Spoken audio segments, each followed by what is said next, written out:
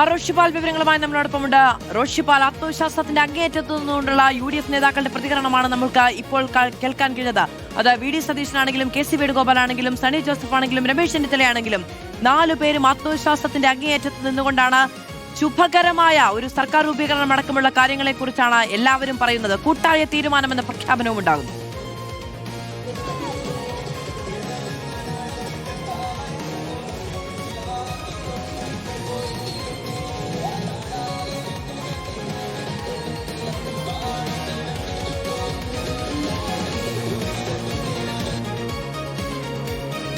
റോഷി, കേൾക്കാമോ?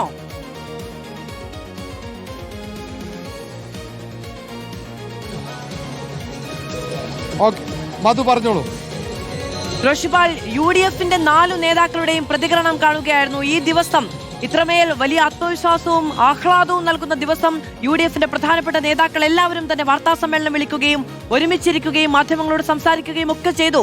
ഇത്രയും വലിയൊരു വിജയം അവർ പോലും പ്രതീക്ഷിക്കുന്നതിന് അപ്പുറത്തേക്കുള്ള ഒരു വിജയം നേടിയതിനു ശേഷം തുടർകാര്യങ്ങളെക്കുറിച്ചുള്ള ചർച്ച എങ്ങനെയാണ് പോകുന്നത്? മധു, അത് യാഥാർത്ഥ്യമാണ്. ഒരുപക്ഷെ ഒരു ഘട്ടത്തിൽ പോലും UDF നേതൃത്വം ഇത്രയും വലിയ ഭൂരിപക്ഷം ലഭിക്കുമെന്ന് കണക്ക് കൂട്ടിയിട്ട് പോലുമില്ല. കാരണം ഒരുപക്ഷെ 85 വരെ സീറ്റ് ലഭിച്ചേക്കുമെന്നായിരുന്നു കണക്കൂട്ടൽ. കനകോലുവിന്റെ റിപ്പോർട്ടിൽ പോലും 87 അപ്പുറത്തേക്ക് പ്രവചിച്ചിരുന്നില്ല എന്നതാണ് യാഥാർത്ഥ്യം. അപ്രതീക്ഷിതമായുണ്ടായ മുന്നേറ്റം, ആ മുന്നേറ്റം തന്നെയാണ് അവരെ ഇരുത്തി ചിന്തിപ്പിക്കുന്നത്.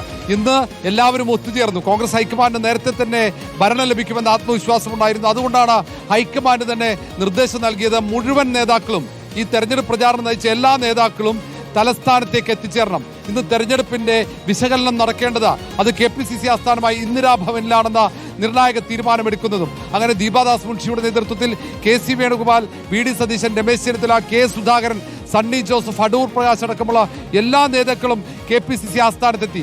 വിജയിച്ചു എന്ന് ഉറപ്പുവരുത്തി, ഭരണത്തിലെത്തിയെന്ന് ഉറപ്പുവരുത്തിയതിനു ശേഷം തൊട്ടു പിന്നാലെ തന്നെ നേതാക്കൾ ഒത്തുകൂടി ഇനി എങ്ങനെയാണ് മുന്നോട്ട് പോകേണ്ടതെന്നതിനെ കുറിച്ചുള്ള ചർച്ചകൾ നടത്തി. അതിനുശേഷമാണ് മാധ്യമങ്ങൾ കണ്ടത്. എല്ലാവരും ഒരേ സ്വരത്തിൽ ഐക്യത്തോടെയുള്ള ഒരുമിച്ചുള്ള പ്രവർത്തനമാണ് ഈ വിജയത്തിന് വഴിയൊരുക്കിയതെന്ന് വ്യക്തമാക്കുകയും ചെയ്തു. ഇനി അങ്ങോട്ടേക്ക് ഹൈക്കമാൻഡാണ് തീരുമാനമെടുക്കേണ്ടത്. മുഖ്യമന്ത്രി ആരെന്ന തീരുമാനം ഒരുപക്ഷെ ഇന്ന് രാത്രിയോടെ ഒബ്സർവർമാരെ തീരുമാനിക്കും. ആ നിരീക്ഷകർ സംസ്ഥാനത്തെത്തി 1-2 ദിവസത്തിനകം എത്തിച്ചേരുകയും ചെയ്യും. അവർ പിന്നീട് MLA-മാരുടെ അഭിപ്രായം ആരാഞ്ഞതിനു ശേഷം അത് ഹൈക്കമാൻഡിനെ അറിയിക്കുകയും ഹൈക്കമാൻഡ് പാർലമെന്ററി പാർട്ടി ലീഡർ മുഖ്യമന്ത്രി ആരെന്ന കാര്യത്തിൽ അന്തിമ തീരുമാനം കൈക്കൊള്ളുകയും ചെയ്യും.